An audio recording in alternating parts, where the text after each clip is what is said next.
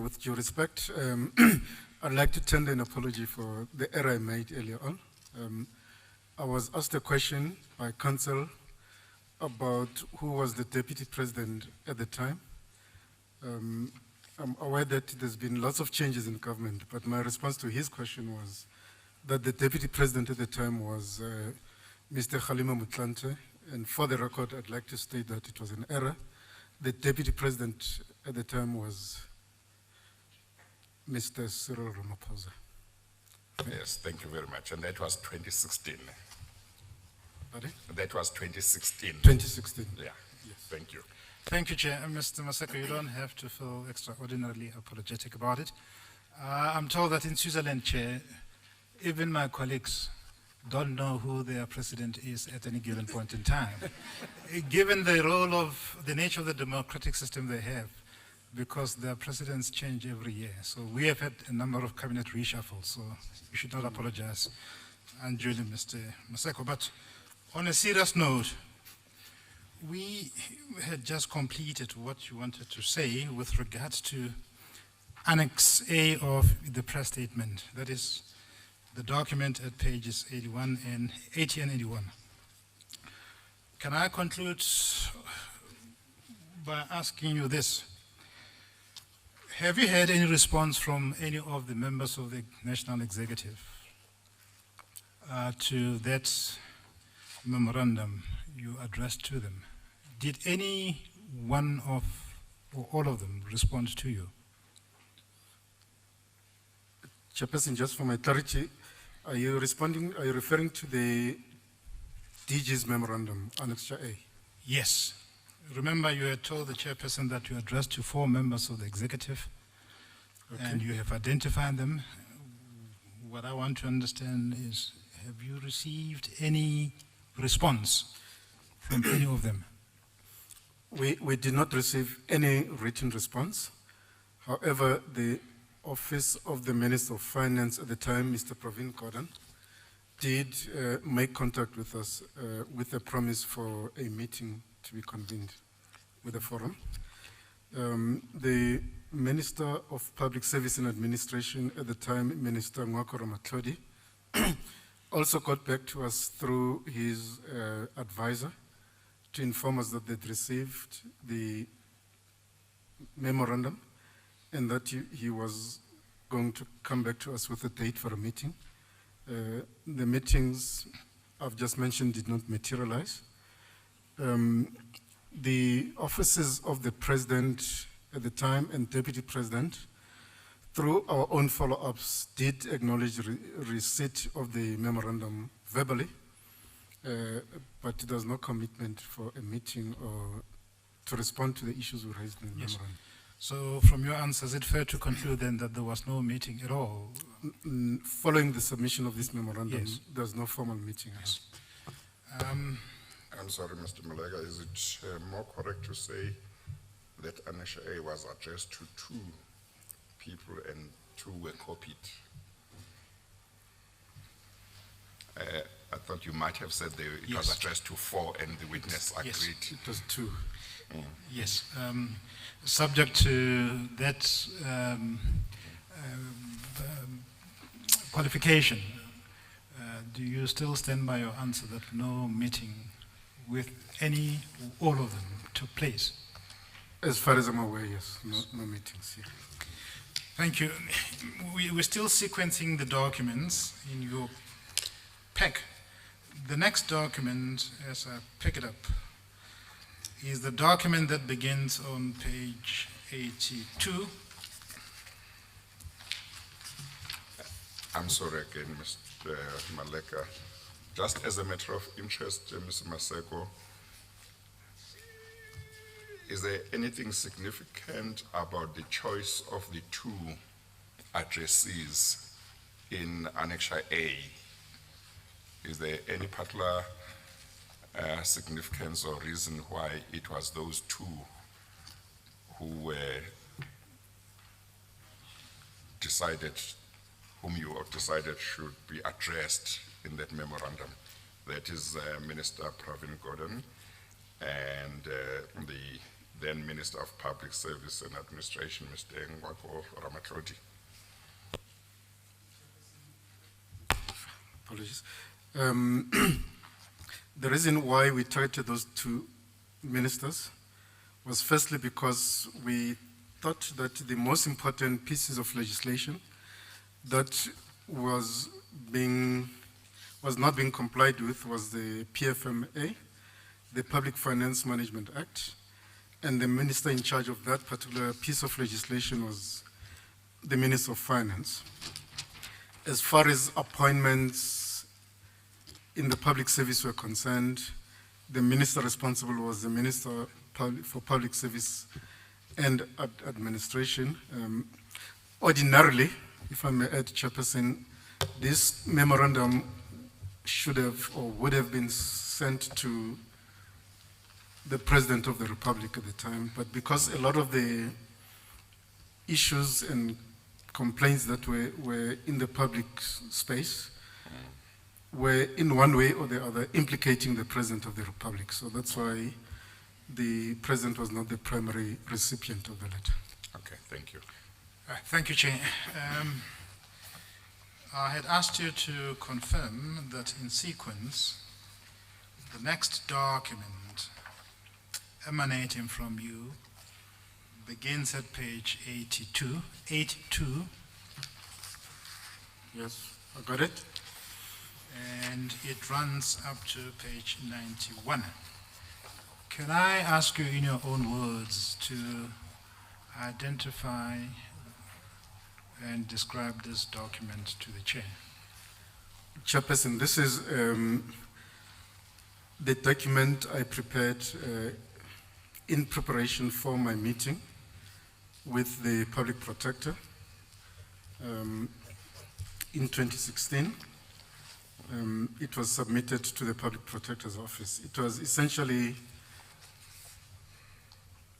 similar, if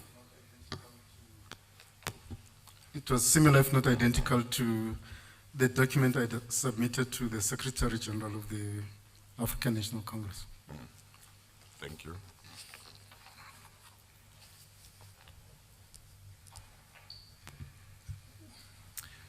When did you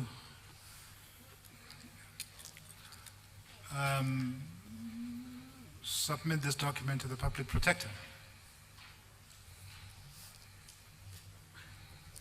When did I submit it? Yes. It was on the afternoon of the 17th of August, 2016. And we know, Mr. Maseko, that you were interviewed by the Public Protector on the 17th of August 2016. Yes. Chair, the date of the interview is recorded in the transcript of that interview. You will find it from page 20 of the Maseko bundle.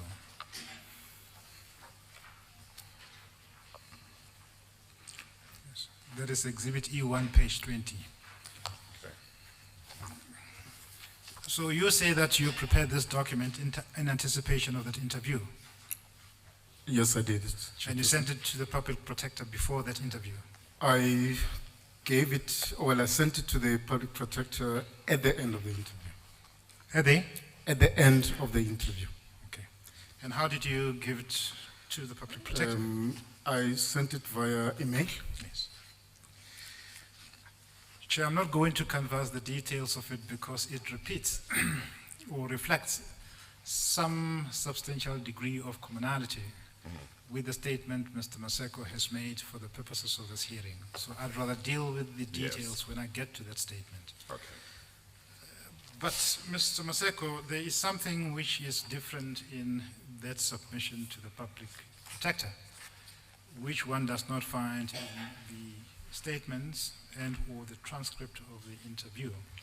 If I may ask you to go to page 19, and I'd like to invite you to look at page 90, paragraph 52,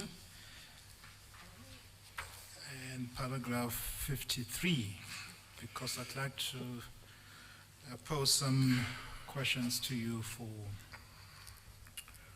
your comment. Are you there? Yes, I found it. In paragraph 52, you say the following: I consider the approach by the Guptas and the manner in which they set to put pressure on me was inappropriate, uncalled for, and irregular.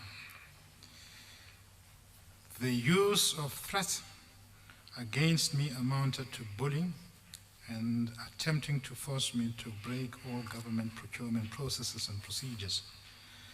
I refuse to cooperate. Can I stop there for a moment and ask you, what was the basis of the conclusion you expressed in the paragraph I have just read to you?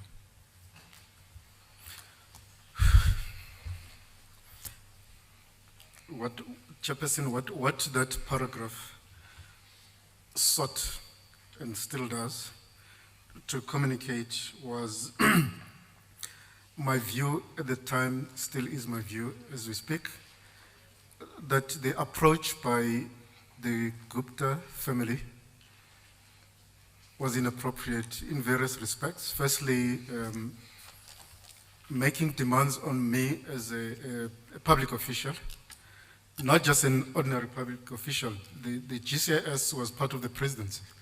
So a senior official who was also working in the presidency, making demands, summoning me to their house, and threatening that if I do not do what they are asking of me, I will be dealt with. I found that to be inappropriate, irregular, and, and uncalled for. And in a sense, they were asking me to break the laws of the land because of the demands they were placing on me. So that's the message the paragraph is trying to portray. Yes. And in paragraph 53, you draw the following conclusion.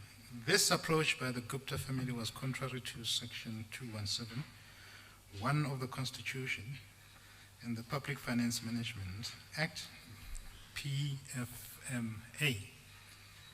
In what respect did you regard the Gupta family's approach as being contrary to those two legislative instruments? Chairperson, those two pieces of legislation are sacrosanct in my view. They define the manner in which public resources must be managed and spent. They talk to principles of openness, fairness, effective cost management, and not spending public money for the benefit of an individual or a family or a particular company, that there needs to be transparency through and through. And the approach by the Gupta family, in my view, was running very contrary to those principles. And then we return to that theme of sequence. The next document I find, following upon your submissions to the public protector, which we have just dealt with, is the transcript of the interview with the public protector. It begins at page 20. Do you see that? I got it.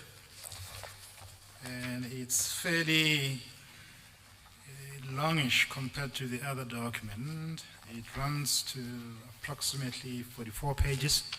It ends at page 64. Can I ask you to confirm that before you came to take the witness box, you have read that transcript of your interview? Chairperson, I have read the transcript not once but several times, so I've read it. Yes. Chairperson, we'll get to some of the details to the extent that we consider them necessary to place before you. Counsel, can I just interrupt you for 1 second, if I may? Yes. The transcript is accurate, safe to say that there are instances where it does say inaudible. Some sentences are incomplete. Yes. But overall, the document is accurate. And you consider it a fair reflection of the discussion that took place between you, the public protector's representative who were present and conducted the interview? Without any doubt, Chairperson. Yes, thank you. Is there any significance of the inaudible parts of it, insofar as you're concerned, that may impact upon what you consider a truthful reflection of the interview? For somebody, Chairperson, for somebody who was not at the meeting, they may not understand what is contained in a particular sentence, but for me, because I did the interview, I know what it sought to include. Yeah. As far as we're concerned, there's no moment about the inaudible part of it. If our learned friends chooses to seek any accurate, complete reflection of it, then they must go and seek the audio version of it. But I don't think that for your part it's necessary to go that length. Okay. Mr. Maseko, the next is the affidavit. I'm sorry, Mr. Malega. I take it that what you mean, Mr. Maseko, includes that because you were part of the interview, even where the transcript might say inaudible, you are able to remember what was said. Yes, Chairperson, I remember what was said. Okay, thank you. Chairperson, I had to clear that issue so that if our learned friends are going to be afforded the privilege of cross-examination, they must know the attitude of Mr. Maseko, that nothing arises and nothing is of moment from the inaudible part of the transcript. No, I understand, yeah. Yes. Thank you. At least they are forewarned, Chair. The next is the affidavit which begins at page 9.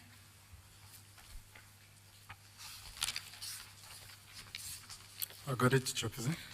And as far as I can pick it up, it ends at page 19. Yes, it does. Right. Mr. Maseko, we will get to the details of this affidavit, but can I ask you to tell us when you made it? Oh, Chairperson, I happen to be one of those people who play a game called Twitter, and in my timeline, I got what is called a DM. For your benefit, Chairperson, this is direct message. Well, I need that explanation. Yes. I was going through my Twitter messages and I got a message, a direct message from a person who identified themselves as Captain Govender, who requested me to call him as a matter of urgency because I think he said the Hawks were doing an investigation in which he thought I could be of assistance to them. He left his mobile number on the direct message. I returned his call. He then informed me that they were doing an investigation on state capture. They'd read some of the statements I'd made in the media, and they would like to interview me. I agreed, had a meeting with him, and he then asked me to prepare an affidavit that will actually contain all the statements that I'd made in the media, but also to share my experiences with the Gupta family. So that affidavit is a product of my discussion with Captain Govender. With Captain Govender. Yes. Did you appreciate at the time you made it that this affidavit may be used for some other purpose other than the one for which you intended? He had made it very clear to me that the Hawks were conducting an investigation on state capture, and they wanted an affidavit from me. So I understood that ultimately it was going to be part of some legal process. At that stage, there was not a decision to set up a commission on state capture, but I knew that it was going to end up in some legal process, yes. So that as far as you're concerned, this was an affidavit prepared for the Hawks. That's the impression I had, yes. Then can I ask you to confirm the date of that affidavit on page 18? The affidavit was signed on the 22nd June 2017. Sworn in and signed by the Commissioner of Oaths, who was Captain Ferguson Governor. Yes. Again, we'll come back to the details of that affidavit. And then the next in sequence is the affidavit which begins at page 6. Are you there at page 6 of Exhibit E1? I got it, Yes. Chairperson. It runs up to page 8. Yes, sir. Can I ask you to start first of all with page 8? I would like to authenticate your signature. Is that your signature?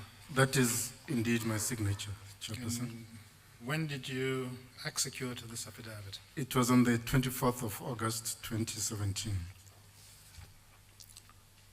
And where were you at the time? This was done at my offices in Sandton. Yes. And you will see that the Commissioner of Oaths is someone who by now must have been familiar to you. Yes, it was Captain Governor. The same captain who took the first affidavit. Yes, it is, Chairperson. Can you explain to the chairperson why did it become necessary for Captain Governor to come to you second time around to seek another affidavit? Chairperson, Captain Governor called me to say that he had had discussions with his colleagues, and they felt that there was some additional information they required regarding the details of my experiences with the Gupta family. So it was necessary for me to depose of the second affidavit, which just confirms a lot of the details that they felt were not included in the initial affidavit. And that is a detail that you provide, and chairperson will go through the detail later on, and from paragraph 1 up to paragraph 8 of that affidavit. We will get to that detail later on, Mr. Maseko. We are now at the stage where we have completed the sequencing of your document. We are now at the stage where you have made disclosures to investigative bodies, such as the Public Protector, to the Hawks via Captain Govender. We are now at the stage where you have made media statements about complaints relating to what you considered to be irregularities and illegalities. You have almost brought to the attention of the country all of these things. Question that I'd like you to deal with is this. Insofar as law enforcement agents such as the Hawks are concerned, have you been told by anyone on their behalf about the state of the investigation with reference to the contents of the allegations made, to the affidavits given to them? Chairperson, around April 2018, I got a call from the Hawks requesting a meeting with me to take the matter forward. They informed me that the matter had now been handed over from Captain Govender to a new team of investigators who are now preparing to take the matter to court. And what they told me was that they were looking at possibly charging Mr. Ajay Gupta and President Zuma, and they wanted to just go through the affidavit, the two affidavits again, in preparation of that matter. So the meeting did take place. I can confirm the date. It's probably in my diary. So I was given the impression that they were actually getting ready to proceed with the case. If I may just add one little detail, Chairperson. Subsequent to the raid of the Saxon World compound, in some of the media statements, I did read that one of the matters that the Hawks said they were investigating was my complaint, the issue that I had raised in my affidavit.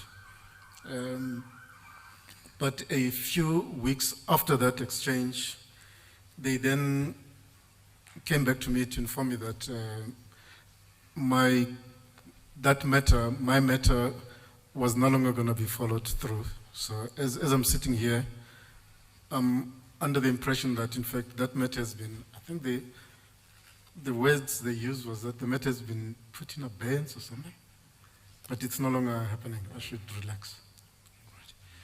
Mr. Maseko, I think it's important that you should look at your diary and come back to us with the date. You don't have to do it now, but that's installment number 2.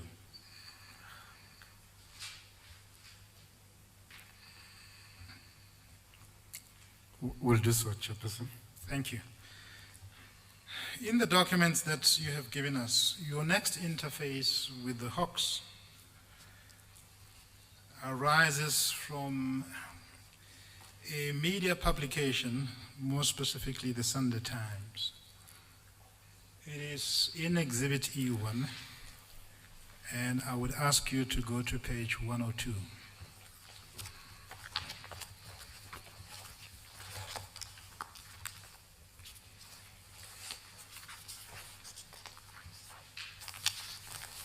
Okay, I found it, Chairperson. And remember, in context, as far as you're concerned, the matter is in abeyance. Then come this Sunday Times publication. Can I confirm this with you, that you have read it, correct? Pardon? Have you read this Sunday Times? Yes, I've read this. Yes. That's okay. In the interest of time, can I ask you to sum up what it says for us? Chairperson, with due respect, I just need to clarify that there are two matters with the Hawks. Yes. The matters that you were raising a few minutes ago was with regard to the Hawks doing an investigation with a view to laying charges against Ajay Gupta and the President. Yes. Regarding the GCIS matter. Yes. The article in page 102 refers to a subsequent interaction with the Hawks, which is on a different matter. And I'd like you to explain to the judge what that different matter is. Okay, The subsequent interaction with the Hawks, Chairperson, was as I was in conversation with the Hawks about their investigation of the GCIS matter with the Guptas, I then got contacted by somebody else from the Hawks who said they wanted a meeting with me to discuss some matter that has to do with public works. And I agreed to a meeting, and I had a meeting with the captains who were investigating the matter. On my arrival at the venue for the meeting, I was asked if I had brought my lawyer with to the meeting. Who was your lawyer at the time? Well, for that matter, I didn't have a lawyer. Okay. I did not have a lawyer because I didn't know what the issue was about. So on my arrival, I was asked if I had a lawyer. I expressed surprise because I was just responding to your request for a meeting. In my view, it was the first meeting to discuss whatever they wanted to discuss. It transpired at that first meeting that, in fact, they were investigating. It was a different team altogether, which had nothing to do with the first matter that I was raising. They wanted to discuss a procurement of an IT system that took place during my tenure as the Director General in the Department of Public Works. The procurement took place around 2005, I believe. So they were investigating that matter, particularly my role in the awarding of that particular contract. So they wanted to know if I was prepared to do the interview with them in the absence of an attorney. I said, look, let's have a discussion, ask me whatever questions you want. But they then asked me if I wanted to do the interview, and then sign a statement during the course of the meeting. But they also made me aware that I have an option not to sign any statement, to procure the services of an attorney, and then prepare a short statement that I'll submit to them. I declined the invitation to sign. I opted to consult an attorney, and Mr. Maseko here is my attorney. We then set up a follow-up meeting with them to discuss the very same matter, to do the interview, because my point was essentially that this is an incident that took place in 2005. I was aware that the matter was investigated, but I was also aware that the matter had been concluded. But they insisted that we prepare a statement because they were having a meeting with a prosecutor the very next week or within 10 days. And we were required to I'm prepare. sorry to interrupt you, and my apologies to be rude. You talked about Mr. Maseko being your attorney, and you are Mr. Maseko. So anyone who reads the record might well be confused. Oh, Can I ask you to give us the full details of your attorney, who's Mr. Maseko? And if there's any relations between the two of you, you might well have to explain that to us. okay. My attorney is Tyrone Maseko. Tyrone. Tyrone Yes. Maseko is the young man sitting in front here. Any relations? Chairperson, all Masekos. Well, Mr. Maseko, I can just say that I always think all the Zondos belong together. But I guess council wants on a serious note. Yes, and just to make sure that when I read the record next time around, I don't confuse you being Oh, attorney. okay. He's Tyrone Maseko, no blood relation. Thank you. I'm sorry, can you then proceed from where I had interrupted okay. you? So at the end of that meeting, my attorney and I agreed that we'll prepare a short statement that we'll submit to them. And we made it very clear to them that because of lack of access to documentation about that particular tender, we will just prepare a preliminary statement that we'll just give to them because they needed to make a presentation to the prosecutor. And the promise they made was that they will come back to us within a week of us submitting such a document. To date, we've not received any response from that office. We have written at least 2 letters to find out what is the status of that particular investigation. Yes. To date, we've not received any I'd like to response. take you quickly through those documents. Chair, they have been put in the bundle, but they're out of sequence.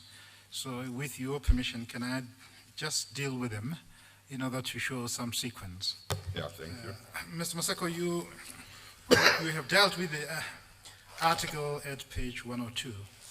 And the sum total of that article is a suspicion that you had been involved in the award of an IT contract in circumstances which may have been irregular. And then you were asked to make a statement.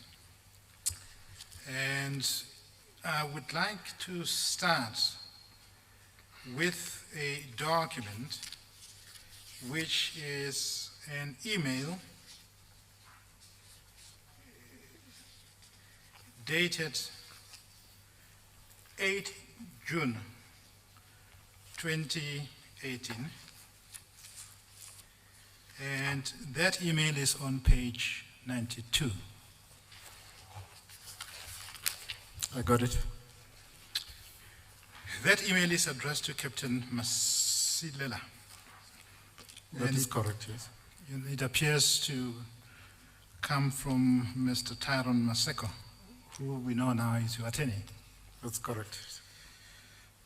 And I take it that you're aware of this email. Yes, I'm aware, Chairperson. And in it, your attorney says, I refer to the above matter in keeping with our undertaking to you following our meeting on Wednesday. Please find attached my client's statement in respect of case number 486/02/2017. We trust that this will be of assistance to your investigation. You see that? Yes, I've got it. Who is Captain Maseko? Masilela. Masilela. Okay. Captain Masilela is the captain from the Hawks who approached me regarding this particular matter. The email references the meeting of Wednesday. Was he part and parcel of that meeting? That's the gentleman we met, yes. Good. And then the statement follows from page 93. I got it. It ends up at page 96. Is that the statement which was attached to Mr. Maseko, your attorney's email? Chairperson, it ends on page 97. 97. Yeah, that is the statement, correct. All right. And you signed it on page 90, I signed it on page 97. 97. Yeah. All right.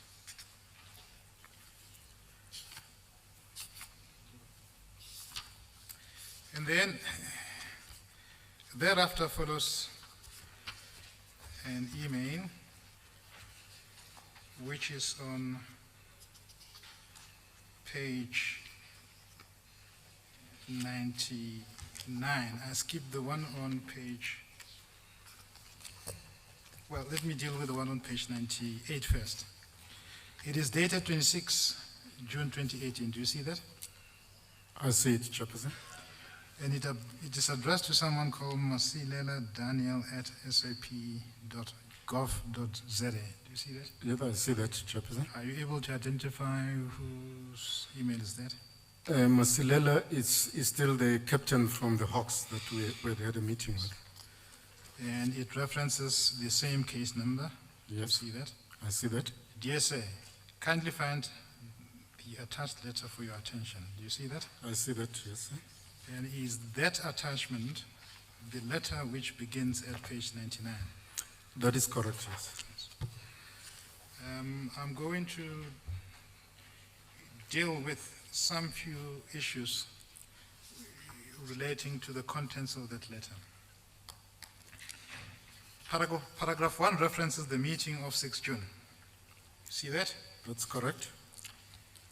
And then paragraph 2 repeats the undertaking you made at the meeting that you made the statement. Correct? That's correct. We have seen the statement.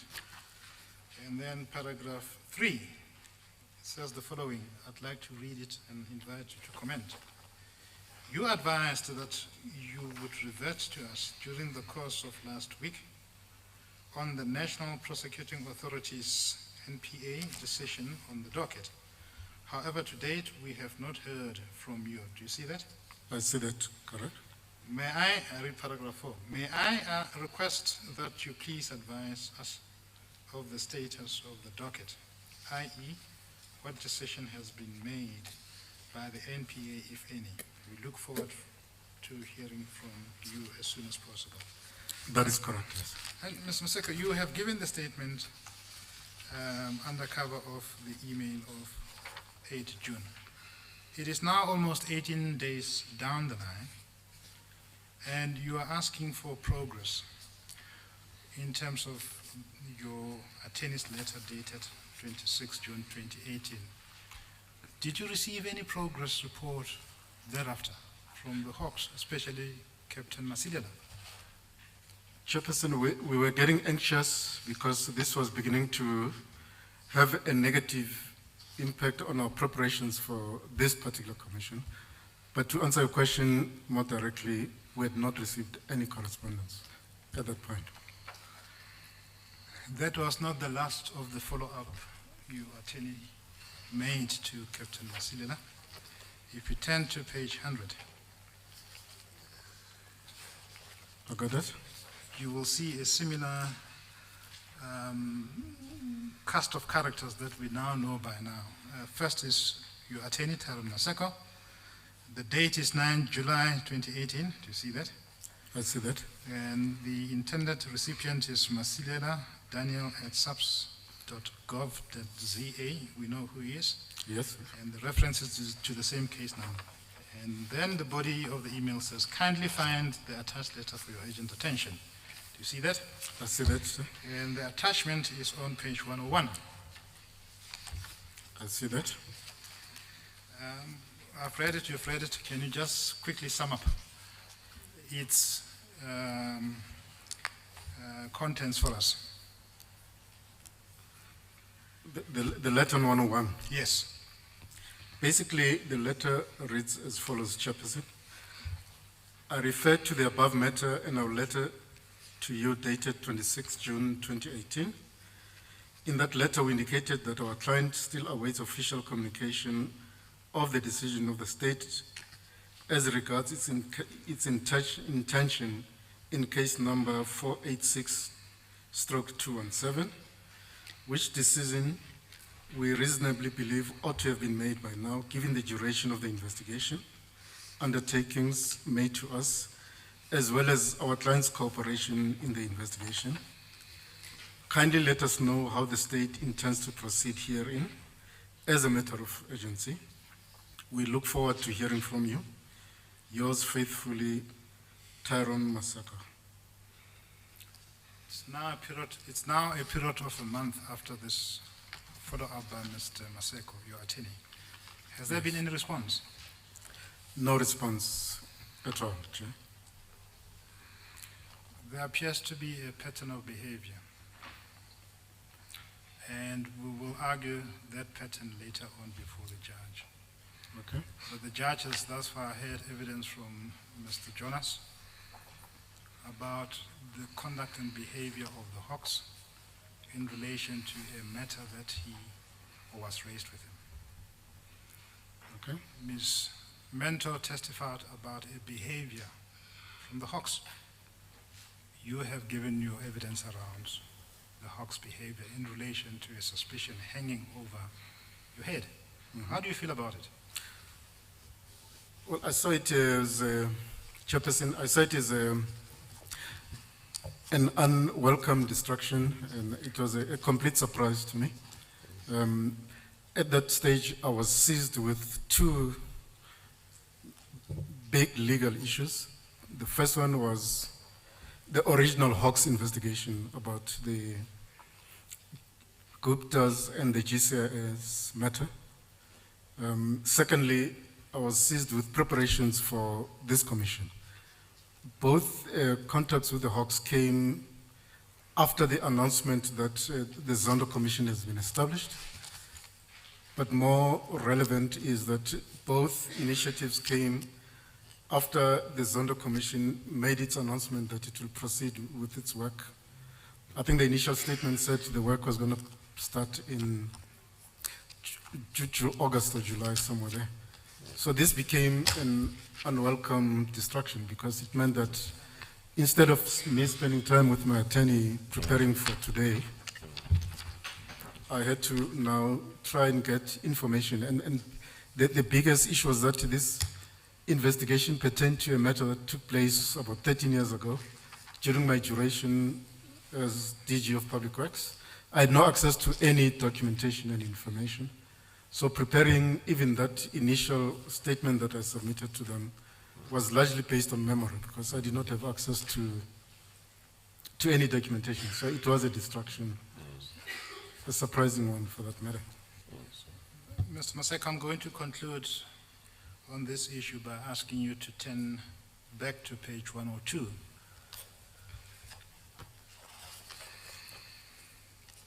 And you will see that The second last unnumbered paragraph on the left-hand column of that newspaper article suggests that the Sunday Times did something far more than you did, and they were able to contact the Hawks, and that there was a response, supposedly, and I put it no higher than that, on behalf of the Hawks. And I'd like to read it out and ask you to comment. And Chair, accept that this is the news report, but given the nature of the inquiry before you, we would not be faced with a frontal objection of hearsay. It reads as follows, Mr. Maseko, and please bear with me if I am too slow for you. Hawks spokesman Hangwani Mulaudzi said he was not aware of the case and did not know the individual who had met Maseko. I will stop there for a moment.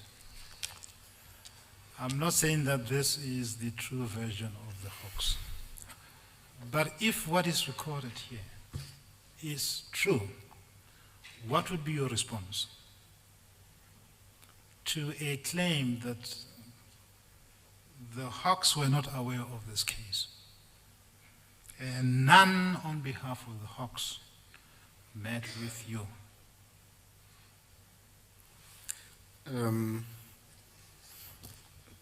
Chairperson, there are events that happened after the publication of this meeting, which we may talk to later. But to answer your question, I was extremely shocked and taken aback by that comment, because I was convinced that the people I met were indeed coming from the Hawks. To the extent that when we had the first meeting in Sentin, they did produce their ID cards, so I was convinced that it was with them. But secondly, and rather I should say fortunately, for the second meeting, because the first meeting I attended alone, for the second meeting, my attorney, Mr. Maseko, or Tyrone Maseko, was present with me. And the second meeting took place at the headquarters of the Hawks in Silverton, in Pretoria. There was no basis or reason for us to suspect that these two individuals we met were not from the Hawks, and the email address they gave us was, as you can tell from those annexures that you've referred to, the ID numbers looked like official ID numbers. Should I move on to events beyond, or after the publication? Yes. Because I think they may assist you, Chairperson, with this matter. So when the article was published, I then made contact with my attorney to just draw his attention to this article, because it was of great concern that the Hawks were saying they were not aware of the investigation. My telephone was ringing off the hook that whole Sunday, and I basically switched it off. In the evening of that Sunday of the, when was this thing published? 20th of, oh, no, I don't know. Anyway, the publication of this article. The publication seems to be March 2016. 22 July. I think we need to get the date of this article. Can you go to Exhibit E1, the index to the evidence bundle? Yeah. Look at item 9. Yeah, that's the date, because Yes. What is the date in the copy says 2016, but the correct date is this one, the 20th of July, 2018. 22. 22 July, Yes. 2018. So the heading at the top of that article may be misleading, because it gives the impression that the article was published in 2016. That's not correct. But anyway, Okay. Okay, I'm sorry. I just want to make sure we are all on the same page. Yeah. So far, I've been looking at the article on page 102 of Exhibit E1. Yes. Are we on the same page? We are on the same page here. Okay. But the point which Mr. Maseko makes is that if you look at the top right-hand column, Yeah, there is a reference to the date. yes. And that is not the date of the publication of the article. It's a date relating to a publication of a prior story. Oh, okay, okay. And Now I the understand. date he emphasizes is the publication of the article on page 102 Yeah, is 22 July 2018. You'll get that from page 1, the index document. oh, Yes, item 19. okay. Maybe for my purposes, it's going to be, So Chair, we would ask you simply to scribe 22 July 2018 at page 102. thank you very much. You may continue. May I proceed? Thank you, Chairperson. So, as I was saying, my phone rang off the hook and I switched it off. When I switched it back on late Sunday afternoon, around 6 p.m. on the 22nd, I then got a call from Mr. Mulawudzi from the Hawks, is somebody I've worked with in government. I know very well. I can almost claim him to be a friend. We've been in the government communication space together. He was, in a sense, reprimanding me for not answering calls because he said his minister and the head of Hawks had been trying to get hold of me because they saw this story and they're extremely worried about it. He then said he was going to put me in touch with the head of the Hawks. I think it's General Libya, if I'm not mistaken. And I said, I'm going to keep my cell phone on, and the head of the Hawks can call me. We can talk. Literally a few minutes later, the general called me to ask me about this article, about whether I'd had any meetings with the Hawks, because they had checked their computer records and they could not find any proof of such an investigation taking place. He asked me where the meetings took place. The first meeting I told him took place in Sandton, happens to be some place in Sandton. The second meeting, and I told him the names of the two gentlemen who were present. I told him the second meeting took place at the offices of the Hawks in Silverton. He then asked me their names. I told him the names of the captain of the investigators. He didn't seem to recognize the names, but he said that they've checked their computer records and there's no record of such an investigation. He asked me to give him the number of those officers, and I gave him the number, and he promised to get back to me as soon as he got all the facts about the investigation.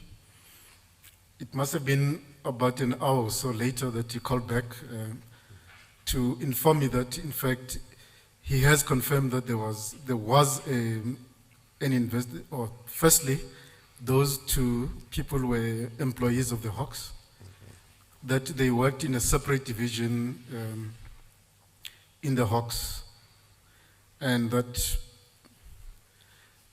the investigation took place before his time. He was not aware of it, but he had spoken to them. They confirmed that there was such an investigation, and they told him the status of the investigation was that the matter had been submitted to the public prosecutor's office, and they're waiting for a decision. And he undertook to ensure that they give my attorney and I feedback as soon as was possible. I am sure that the feedback is on its way. I have not received it. Thank you. Chairperson, through your office, we will try and help to get the feedback to the extent possible. Yeah, thank you. Because it is unfortunate that a witness such as Mr. Maseko would have a cloud hanging over him on a matter that had happened almost 13, 15 years ago. But it's something that we would ask the investigators to pursue. Thank you. Mr. Maseko, we have dealt with matters of general nature that is of importance to the terms of reference that I have identified for the chairperson. We are now going to go into the specifics. It may be a laborious exercise, but such is the nature of the proceedings. I had promised that I'll come back to the CV, and that's where I'm going to start in order to source out matters of specifics and details from you. Of immediate importance in your CV, relative to the proceedings of the Commission, is paragraph 2.5 on page 2 of Exhibit E1. Are you at paragraph 2.5 of your CV? Yes, I am, Chairperson.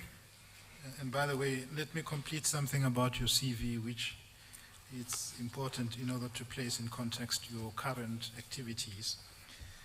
In paragraph 2.2 of the same page, are you there? Yes, I'm there. You describe yourself that as at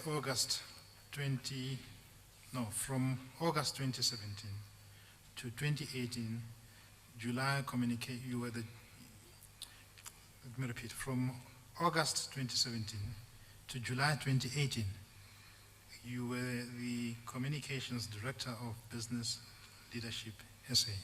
That's correct, Chairperson. There has been a public report that your contract with Business Leadership SA had come to an end. That's correct, Chair. When did it come to an end? Chairperson, it was a one-year contract. It ended on the 31st of July 2018. What are you doing since the end of that contract? At the moment, I'm self-employed, Chairperson, trying to get involved in the business space. All right. And I just wanted to complete that part of your CV, but I have asked you to go to paragraph 2.5. Correct? There you talk about your employment as the Chief Executive Officer of GCIS. You say you started in 2008 and you ended in February 2011. That's correct. The circumstances relating to the end of your office in GCIS is going to become a matter of importance that I'd like to explore in detail later on. Can I then ask you, insofar as your career in the public service is concerned, relating to the GCIS, to turn to page 3 and reflect on one of the functional areas you identify in the first bullet point. You say that you were managing a presidential press conference and you were managing 450 staff and 21 officers with a budget of 480 million rand. Do you see that? Yes, I see it, Chairperson. And the description of the budget looms large in your evidence. Now, can I ask you this? That amount of 480 million rand, what time period does it reference during your employment in the GCIS? The budget allocation for GCIS ranged between, during my tenure at least,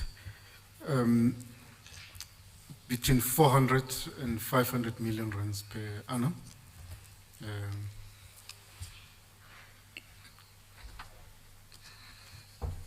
And that number is based on allocations that we get from National Treasury. Yes.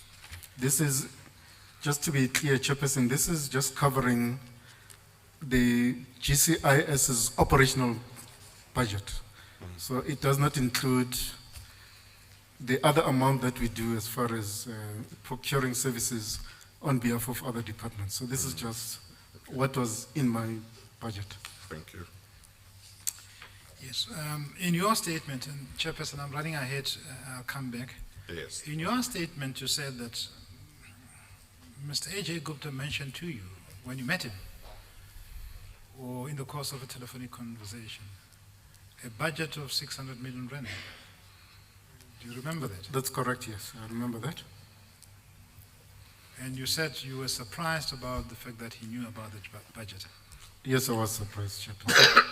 Can I ask you to square up the two amounts of the budgets that you referred. The one is 480 and the other is 600 million rand. The 480, which ranges from year to year, is the budget allocated to GCIS as my department. That's the amount I would have requested from National Treasury, and I will be accountable for its expenditure. So it will cover salaries of my staff, it will cover rental space, it will cover travel, offices, and some of the programs that we were running, publications, etc., as GCIS, as the department. So that's an internal budget. That's an internal budget. Chairperson, I'm lost for description of how we can identify it for the present purposes. Can we say budget one? Is that convenient, Chair? Well, we can say budget one. I don't want it to be confused with yeah, okay, let's call it budget one. That's fine. budget one. Yeah. I don't want it to be confused with the next round of budget of 600 million that he's Okay. talking about. Okay. Okay. All right. My learned friend, That's the 480 million. Yes. Yeah. my learned friend, Ms. Hoffmeyer, who's well known and who knows these things better than I do, he says we should call it operational budget because that's the appropriate accounting term. I think most people will relate to operational budget. Thank you. Well, I had thought I was going to say Mr. Maseko should guide us as to, because he would have known what it was called. Yes. So, Operational. operational budget for Yes. GIS. GCIS, Chairperson, Yeah, yes. thank you. Thank you. I'm glad I failed accounting zero, Chair. Then the 600 million rand budget. Can you describe its relevance to GCIS and the connection between it and GCIS? The Chairperson, when you look at the GCIS strategic plan, it will tell you what the department plans to do for a 12-month period and the amount of money we're going to spend and what we're going to spend it on. So that's where you'll come to a figure around 400 million rands, depending on which year you're talking about. The 600 million amount that we're talking about now, pertaining to Mr. Ajay Gupta, is the money that GCIS spends on behalf of department. So this is, and just to be clear, each and every government department prepares a budget, and in their budget they have an allocation that is set aside for communication purposes. They run all kinds of communication activities as individual departments.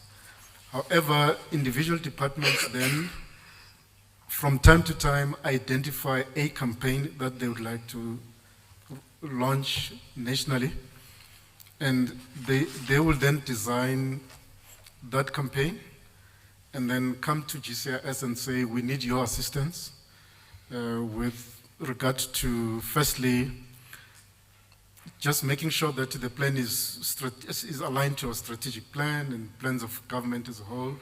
There's proper alignment between departmental messages and overall government messages. Secondly, they will say we may need assistance with regard to the creative aspect of this campaign. They'll come to us with ideas about what they want to do, but they'll want input from GCIS, and obviously GCIS had built a sizable capacity in terms of skills, so we're able to assist them in that regard. Then they will say, these are the target audiences. In other words, these are the people who want to reach with this particular message. We need your assistance to guide us which are the most suitable platforms to reach communities. So GCIS will come and say, okay, if your target audience is X, your budget is Y, these are the platforms we think you should use. Take an example, they may say they want to communicate a message about how some residents or people who receive social grants in KwaZulu-Natal, the most remote parts of the country, want to communicate to those people. So we'll say, as advice, we think that you should use Ukhozi FM, local community stations, radio stations, local community newspaper, but also use Isolezwe and target a particular program on SABC 1 or 2 because of the research that we conduct from time to time. So we know how to reach audiences. So we'll then say, okay, these are the platforms you need to use. They will then say, okay, we are happy with this strategy. There will be agreement between us and the department. And then lastly, our function will then be to procure the media space. That you will see in my affidavit, I use the term media buying. That is essentially the point at which there's agreement about campaign, message, target audience, creative side. Then buying the advertising space in the newspapers. So we'll then agree that these are the platforms we're going to be using. We'll say this, it's going to cost you X amount of money. The departments will then transfer the money to GCIS. We'll then procure the media space on their behalf.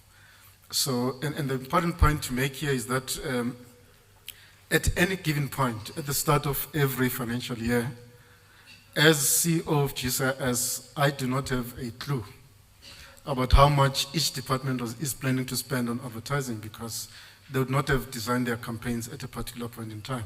So the only time we have a sense of how much we will be spending in this media buying function is when we have an aggregate of how many departments want to do which amount of procurement, media procurement we would have had to do. So I'd say halfway into the first quarter of the financial year, we'll then have some idea of how much we could be spending for that financial year. So that's how the system works. Council, you must stop me because I can go on forever. No, I think, but I think we've answered the question. It's important that you as a witness volunteer and give information. My role is simply to guide you. And so far I think you're doing well. But to be more specific, we're dealing about the media buying function of your department. Okay. As I understand your evidence, you say that part and parcel of your functions as the GCIS is to buy media services from media houses on behalf of national departments. Yes, that's correct. And as I understand your evidence, you have outlined the processes around which you procure media services on behalf of your client departments. Now, I don't want to waste time on those processes at this stage. I will take some time to ask you to identify them later on. Okay. For the present purposes, that's a matter of detail that is not required from you now. The point is this: you have told the judge that you will get a picture of the total media buying budget in the first quarter of each financial year. So factually, with reference to the approaches that were made to you by Mr. A.J. Gupta, which is around 2010, September, October 2010, we'll come back to the specific dates. By that time, you would have had an appreciation of what was the annual media buying budget for your client department. That's correct. Yes. Sorry, Mr. Maleka. Yes, Chair. Mr. Maleka has just said to you, I think you would get a picture of how much you will spend in the first quarter. But I thought earlier on you said about halfway through the year. Am I right? No, I said halfway through the first quarter. Oh, the first quarter. First quarter, okay. yes. No, thank you then. Thank you. Thank you, Chair. So, to the extent that there was a budget for media buying for 2010 financial year, that would have been appreciated by you during the first quarter of 2010. But we would have an idea, yes. Are you able to tell the judge, to the best of your recollection, what was the budget for that financial year 2010-2011? The budget indicated was around 600 million rands for that particular year. That's the 2010-2011 financial year. Yes. Thank you. Who, from your perspective, would lawfully have knowledge of that amount? If you ask a head of communication of any department, they wouldn't know. If you ask the minister responsible for GCIS, they would know. So it is information that would have, as a department, a figure for planning purposes.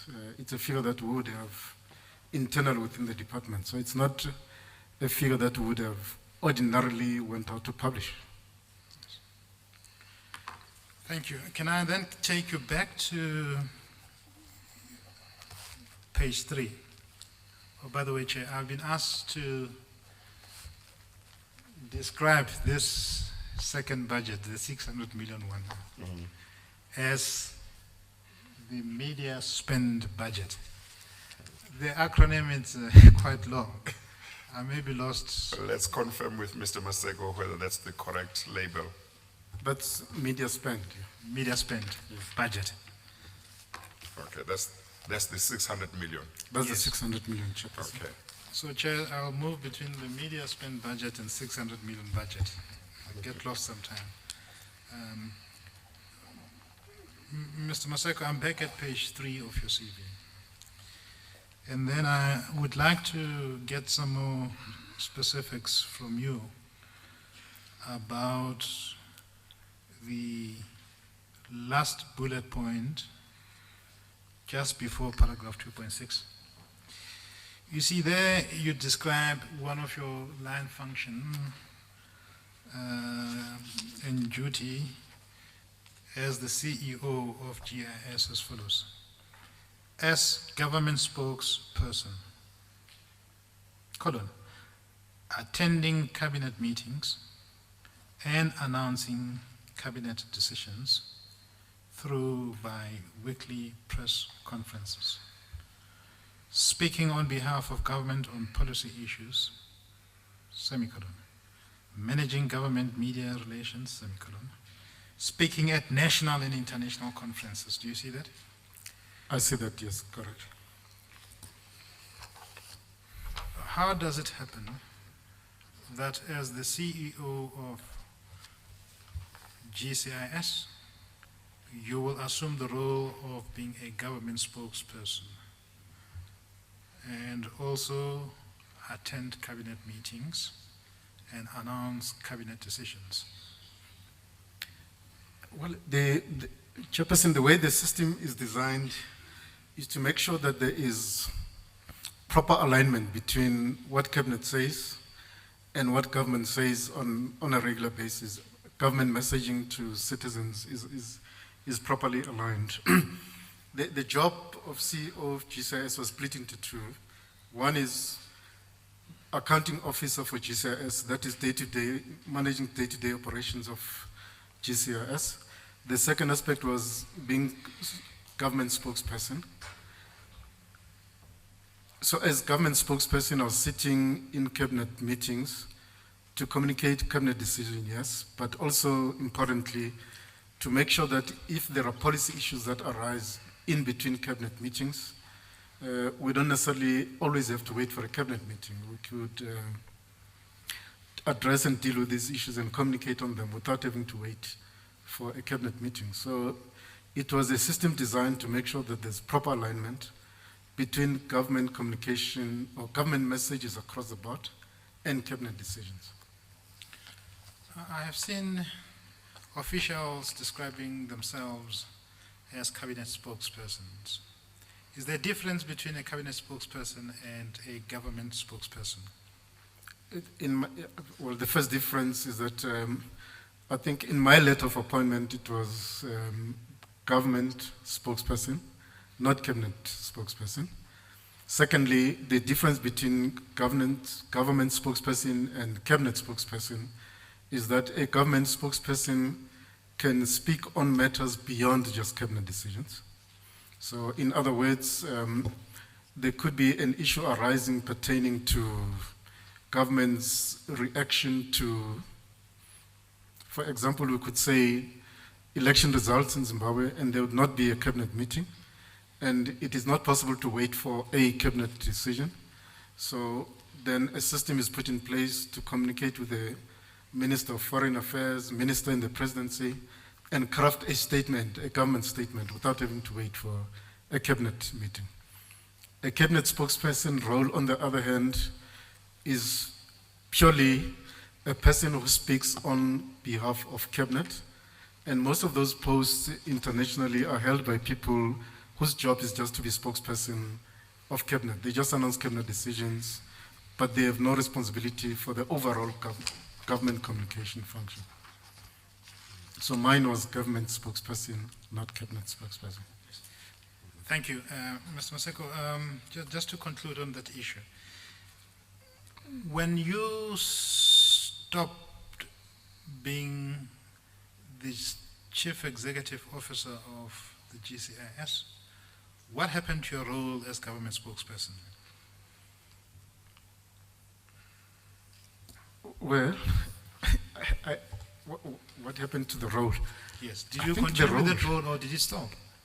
Well, I stopped performing that function because the two were linked during my time. The two were linked? Were linked, yeah. Okay. That issue is going to become important at some point, Chair. We merely highlight it for now. Okay. I think those who have received the statement of Ms. Pumla Williams will understand the importance of the dual functions of the head of GCIS and being a government spokesperson. Okay. It's a matter that ought not to worry you. I now have an appreciation of what you did as the Chief Executive Officer of the GCIS. I'd like now to take you to your statement, the first affidavit. We now know that it begins at page 9.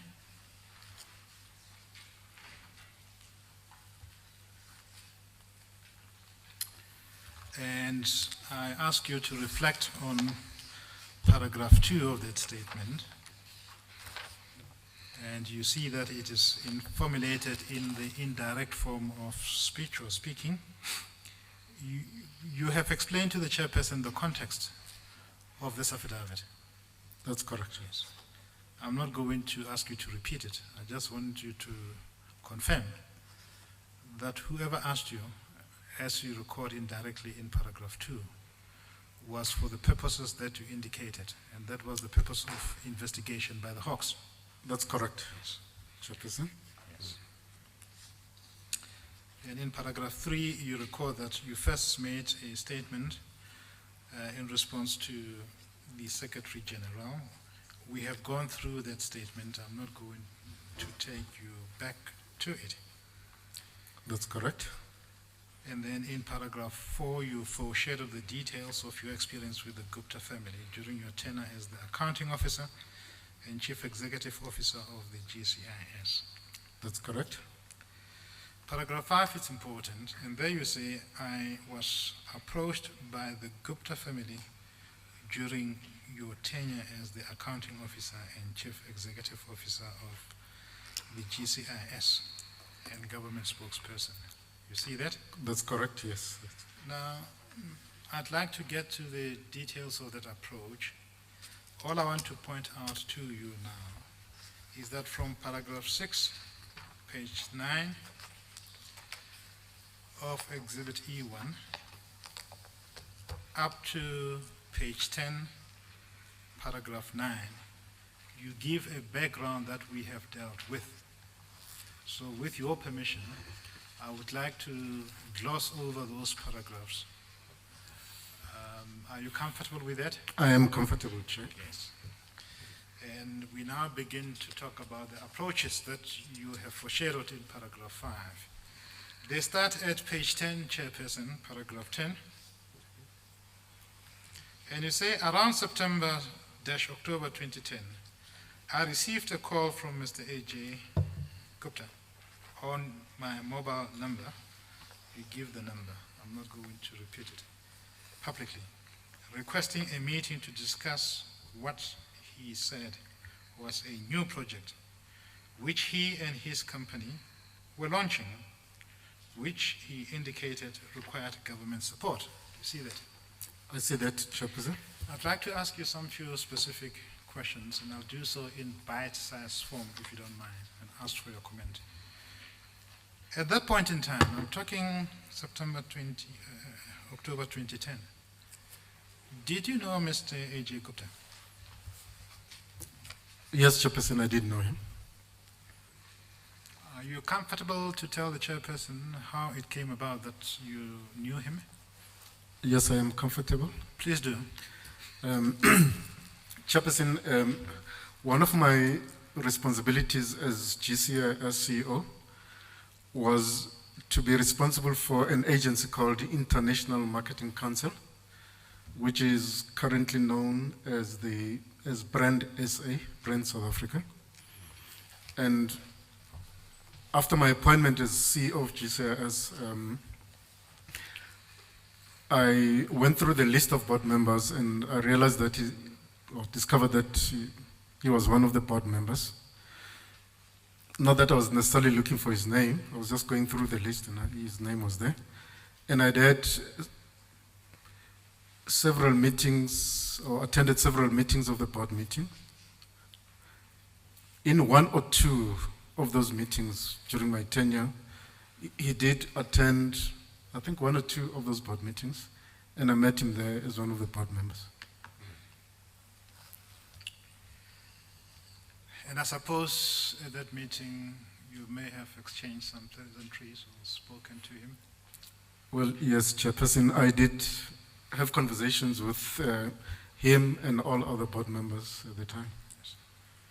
And you, unlike other witnesses, you won't be confused about who Mr. A.J. Gupta is? Not at all. Then you say that he called you on a number, the cell phone number. Do you know how he got the cell phone number?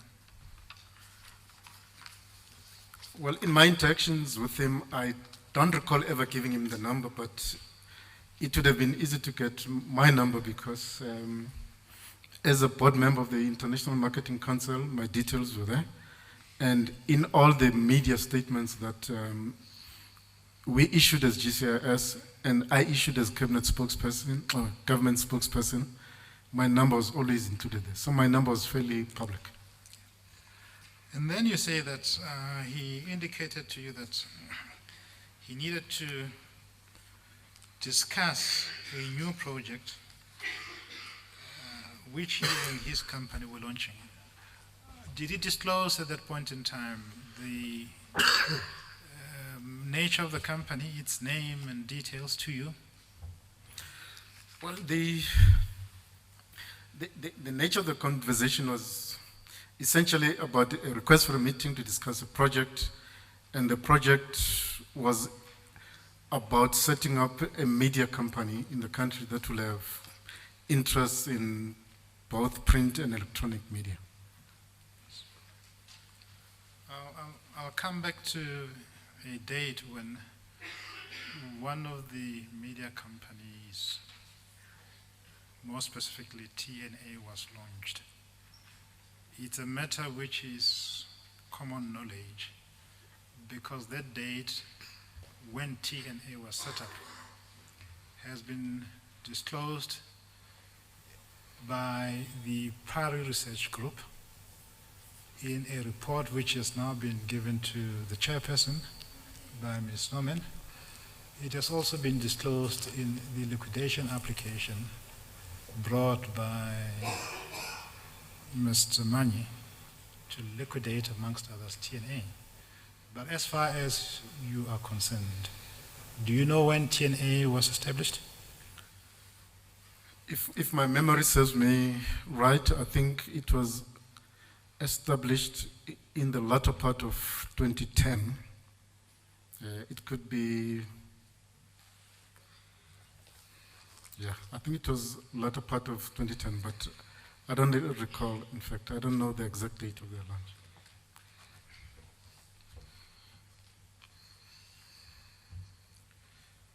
The date that I seem to recall, I thought I have it on hand here, but I don't, is somewhere 6 November 2010.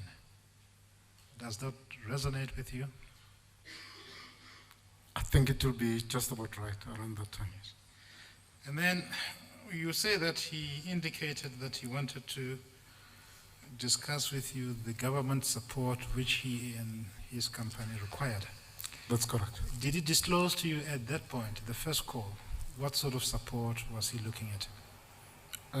He did not give me any specifics other than to say he needed government support for the project to succeed. Did you ask him about it during that call, the first call? First call, I asked him if he was able to give more information, and he said, no, the best way is to meet face to face and discuss the project. Yes. And then I ask you to go to page 11. You see? And then I skip the first sentence of paragraph 11. You have already talked about it. And from the second sentence, you say the following. I was also aware at the time that there were talks of the Gupta family's plans to enter the media sector by establishing a newspaper and a television station. I, however, did not know any details in this regard at that time. You see that? I saw that, Chair. Fast forward. Do you know what newspaper and television station were established by the Gupta family? I subsequently got to know that the newspaper they were launching was called New Africa, New Age, something like that. New Age? Okay, let me gather my thoughts. The New Age, I think. Yes. The New Age. Yes. The television station was ANN7. All right. In paragraph 12, you say that I was reluctant to accede to Mr. A.J. Gupta's meeting request because I did not have any details of the project that Mr. A.J. Gupta was referring to. Can I stop you there? Yep. And ask you to elaborate a bit for the chairperson. The basis of your reluctance beyond the fact that you did not have details about the project. Chairperson, it is correct that I did not have details about the project. However, if Council, if you can go back to paragraph 11 Yes. above, I do state that there were rumors already that the Gupta family was making moves to establish a newspaper and a TV station, firstly. Secondly, that the way the Gupta family was dealing with government officials was very untoward. In other words, they were using their connections, influence with senior politicians in government to extract as much contracts as possible from both government and state-owned entities. So these rumors were circulating. So when I heard that they were trying to get into the media space, I did have some reservations because I did anticipate that they could be thinking of doing the same with my function. And that's where the reluctance came about. And then you say that despite your reluctance, you nevertheless decided to meet in order to get a better understanding of the project. That is correct, yes. And then you say in paragraph 13 that you ended your discussion with him on a specific note, and that is you would meet with him. Yes, we at the end of the conversation agreed to meet. I must just say that the latter part of paragraph 12 is also important because my approach was to interact and meet with all the stakeholders in the media space, all media owners, editors, journalists, visit newsrooms. So it would have been difficult for me to simply refuse to meet them and yet meet owners of other media houses around the country. So I thought that in line with my overall approach to managing my portfolio, I should go and give them a hearing. But coming back to your question, At the end of that conversation, yes, we agreed to have a meeting so that I could actually hear what is it exactly that he wanted to discuss with me. Was there an agreement between you and him as to where you will meet and when you will meet? We agreed on a date, and he proposed, he said it would be easier to meet in Saxonwold, and that's where the meeting took place. We agreed to meet in Saxonwold. In Saxonwold? Saxonwold, Chairperson, that is the residence of the Gupta family. Yes.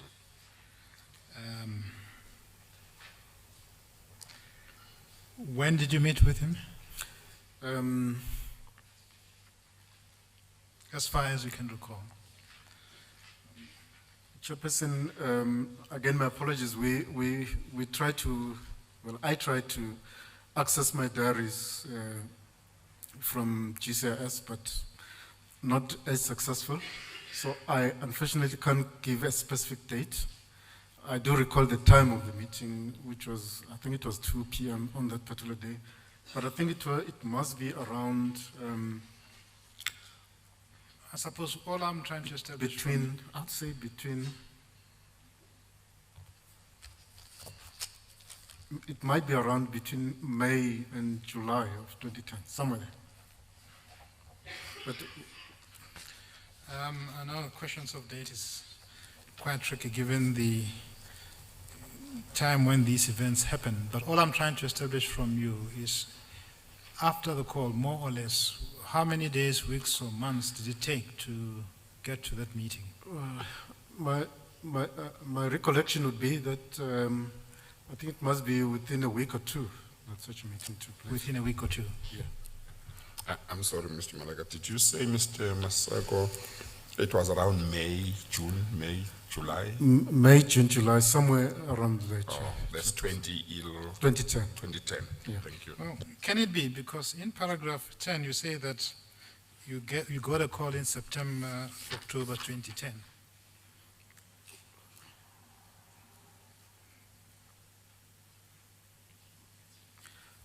We will have to confirm that, Chairperson.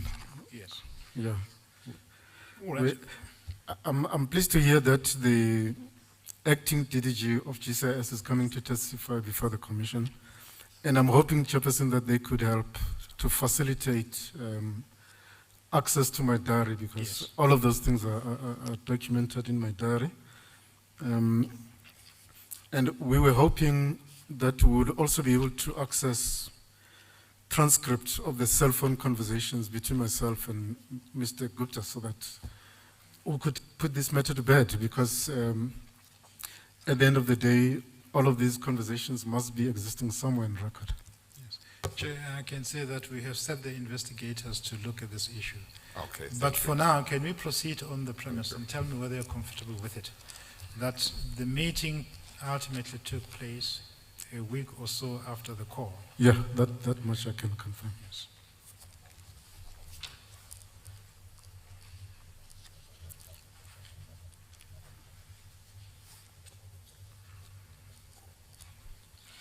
Mr. Maseko, I'm going to skip paragraph 13 and paragraph 14 unless there is something of significance that you would like to bring to the attention of the chairperson with reference to those paragraphs. Well, the paragraph 13 does refer to the choice of the venue. Yes. And there, Chairperson, I tried to communicate the basic message that at the time, the issue of Saxon World compound of the Gupta family was not an issue of public interest. And I did not see anything untoward meeting them there. And in any case, I do meet with stakeholders in the media field, either at my offices or their offices or in restaurants. So the issue of venue was not of particular concern to me. And that's the message we're trying to communicate on paragraph 13. And 14 just refers to the fact that I went to the meeting with the sole purpose of just trying to understand what exactly is it that he was planning to do and what he expected from GCIS? Yes. And then I ask you to consider paragraph 15. You say, on the date of the meeting, as I was driving out of the office park lot. I assume that's the office park lot of the GCIS. That's I think the building was called Midtown Building, but that's correct, yeah. Where was it? I'm sorry, Mr. Maleka, please don't forget the question you wanted to put. Mr. Maseko, I would ordinarily have thought that if somebody, say it's a business person or whatever, wanted to have a meeting with a government official because he or she wanted some business, I would have thought that ordinarily he would be the one who must come to the relevant government offices to discuss the matter. I can think of a situation where if it is somebody that maybe you know quite well, that you have had a lot of interactions with, and maybe there may be some other category. I could imagine that maybe you could then meet in their home. I'm just wondering whether it would have been normal to go and meet at the residence of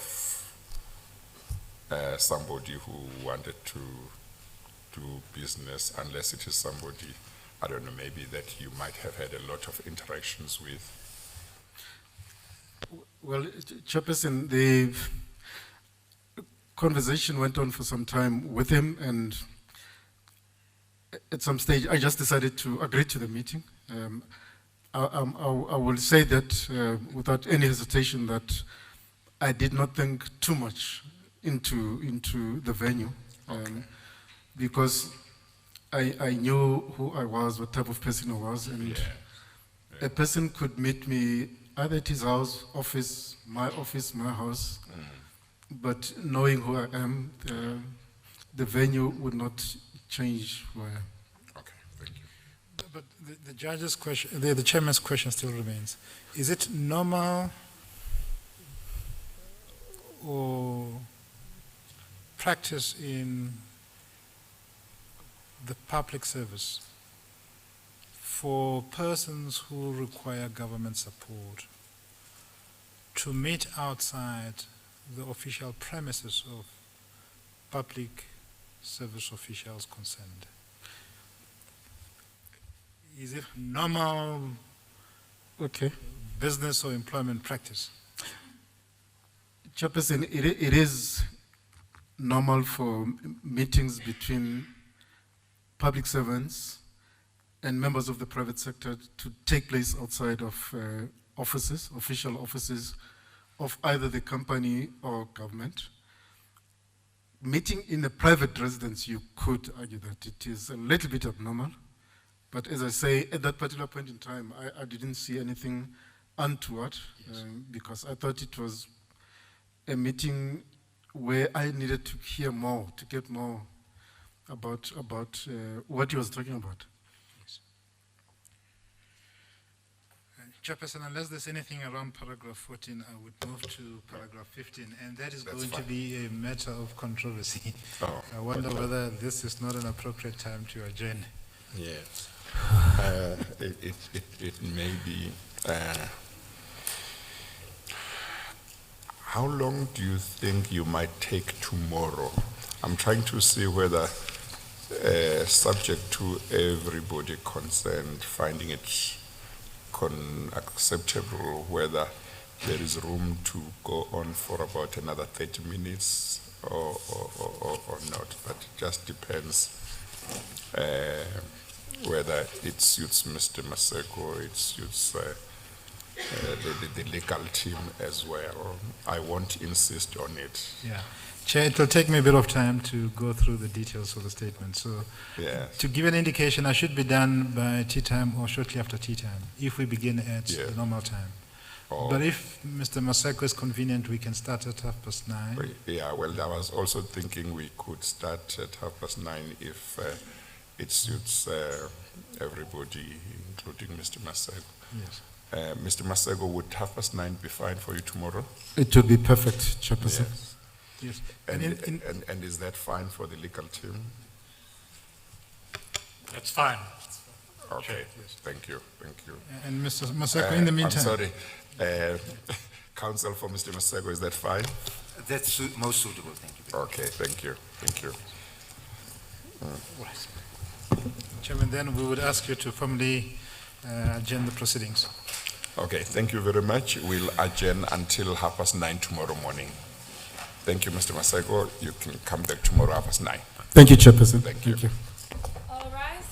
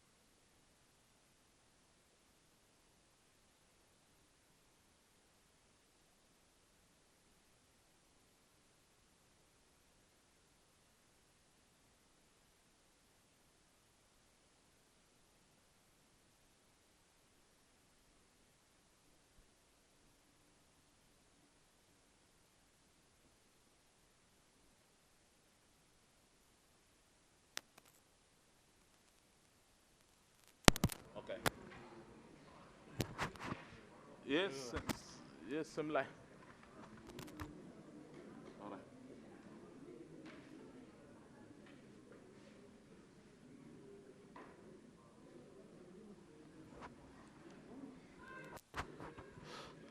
Yebo. Okay. Okay.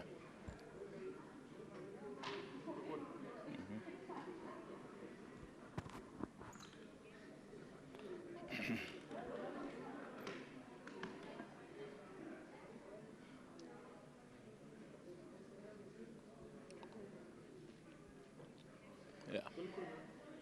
Yes. Yeah. Sharp. Yeah, right swam.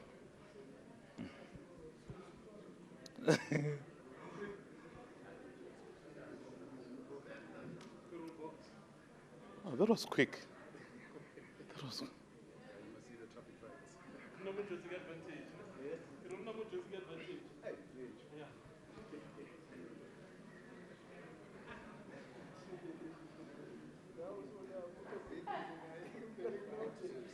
Yeah. 1, 2, 1, 2, 1, 2.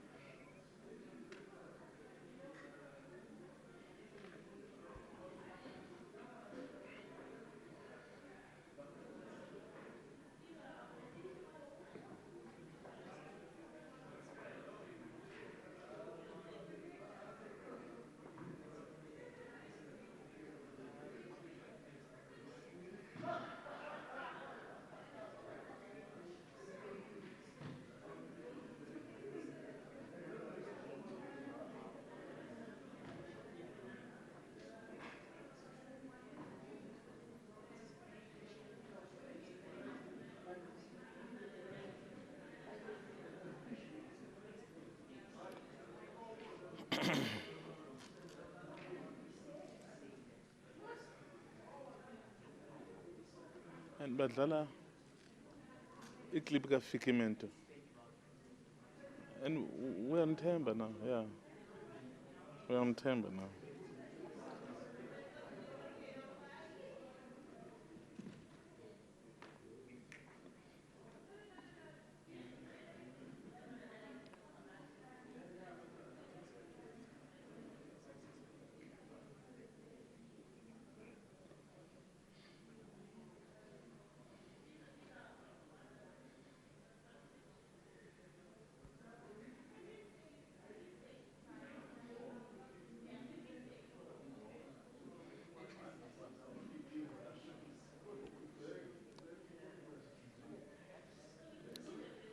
Yes, particularly relating to the statements which she had signed or which she had attached her signature to.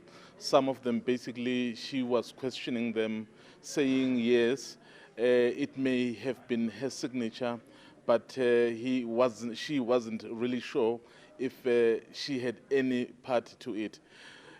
Basically raising a lot of questions from the legal team because you'd remember she said something else to the public protector, particularly with regards to the Guptas. She said for example, she didn't know AJ Gupta, but in one of the statements saying she did. So those kinds of issues today that centered around the evidence of Ms. Mento. But remember, she's been on the stand for the past 3 days. It was one of those issues, really part of the bigger issues that she had been dealing with.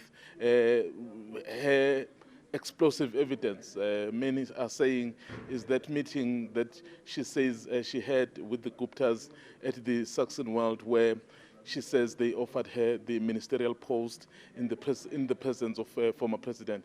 But yeah, it's those things are far from over, Palisa, given that there is an opportunity for those who are implicated really to also put their cross-examinations, but that will be subject to it being granted by the Deputy Chief Justice, who is the chairperson of the commission.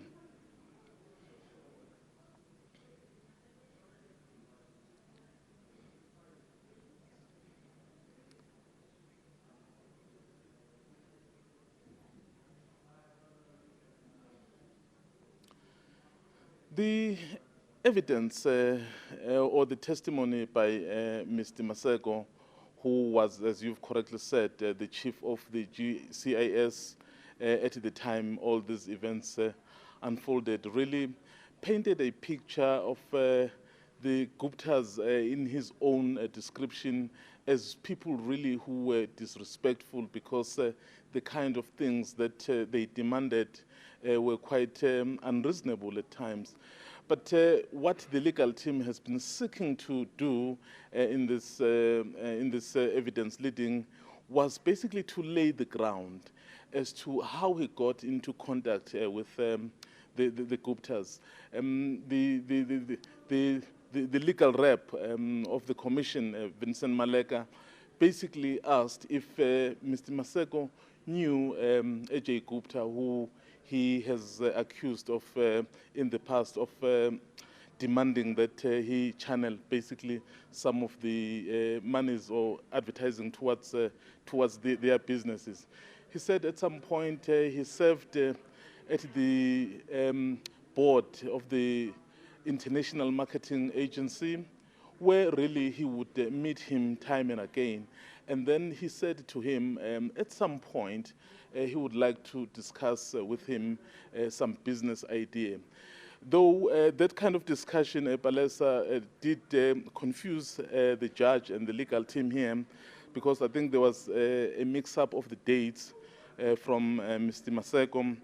He said he first received that call, which was requesting a business meeting around September, October. But when he continued with his evidence, he basically said that meeting happened in May.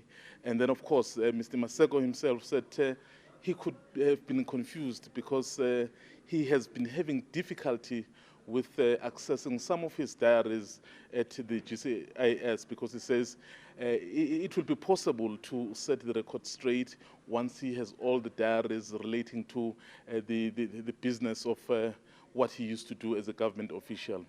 Perhaps the other question that the legal team and the judge wanted to know was when that meeting did take place, which happened at the Saxonwald compound or Saxonwald house, so why the meeting that involved the business of government had to happen at a private residence? So basically he was saying, well, at the time, the issue of Saxonwald really was not a big deal, but well, perhaps the meeting could have happened anywhere.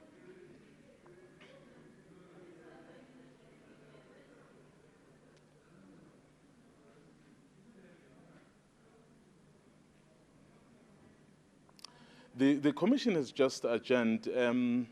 The evidence leader was still busy trying to extract as much information as possible from Mr. Maseko. But I think, you know, the commissions like this, they normally stick to time. So what we expect, perhaps I think everyone has been expecting, is Mr. Maseko basically to say something around the former president, President Jacob Zuma. Remember, Palesa, this commission, as we've been saying all along, is that it's meeting here basically to determine whether there was outside influence in the appointment of cabinet ministers or the removal of cabinet ministers by people other than the president. So one of the things basically that has somehow linked the former president directly to this kind of allegation has been that of Mr. Themba Maseko. You remember he said he got the call from former president basically saying to him he needed to help the Guptas. So I think, and I think many of us here are expecting perhaps that moment where he will tell us, rather tell the commission the circumstances around which that happened. So He's not done it yet, and I think the commission adjourned at a point where they needed to delve into that point, because I assume that the legal reps would really want to delve much into that point.